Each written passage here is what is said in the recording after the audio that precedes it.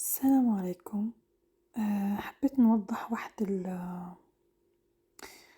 الحاجة راني نشوف فيها تدور في التيك توك، واحد الظاهرة راني شفتها قديمة ومكانش على بالي بيها بصح.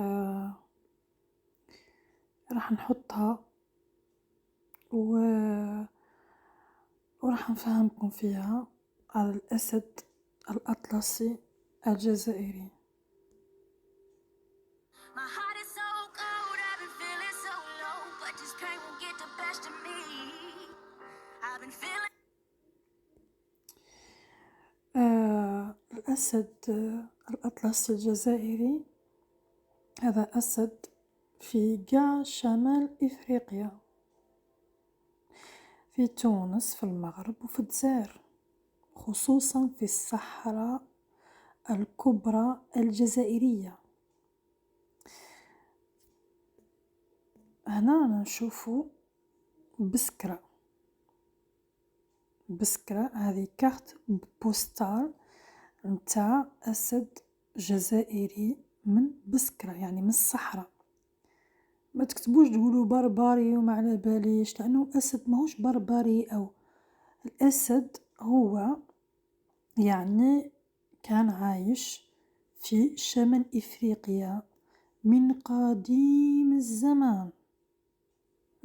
الزمان، وكي جا الاستعمار الروماني والفرنسي يعني هذا نشوفو ثاني كارت بوستال العاصمة يعني ألجي، على أنه من الجزائر. هذه ثاني الفهد جزائري، هذا اللباس عرب مع الفهد، لأنهم هما مشهورين، يعني كاين قبائل مشهورين أنهم يصيدوا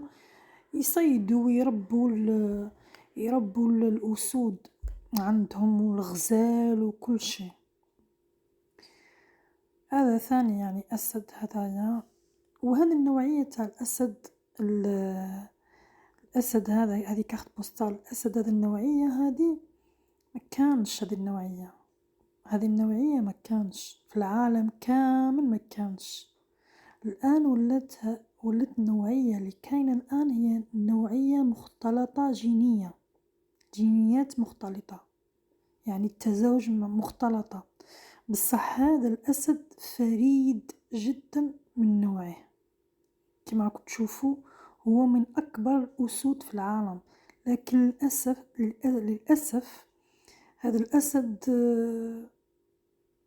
قضوا عليه، يعني انقرض في سنة 1940 من الجزائر، وما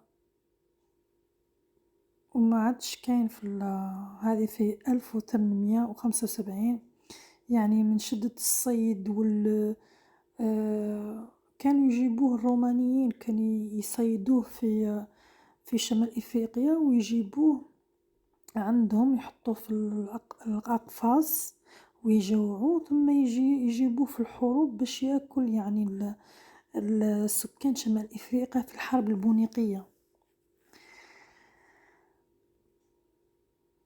وهو كان يعني الأسد هذايا يعني من نوعية فريدة وما كانش قاع في العالم، وللأسف انقرض. هذه الصورة سنة 1930 في سوق هراس.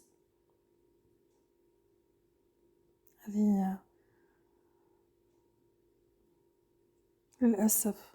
ما تجوش تقولوا انه هذا الأسد نتاعنا وحنا سرقناه، لأنه هذا الأسد كان عايش في كامل شمال إفريقيا، وللأسف بسبب الاستعمار الفرنسي قضوا عليه من الصيد. وفي هذاك الوقت يعني ما كانش، يعني الإنسان ما كانش عنده يعني الحفاظ على النظام البيئي والحياة البرية، كان يعني الصيد والقضاء على كل ما هو جميل في شمال إفريقيا. للأسف الآثار، الحيوانات، العباد ما خلوا والو.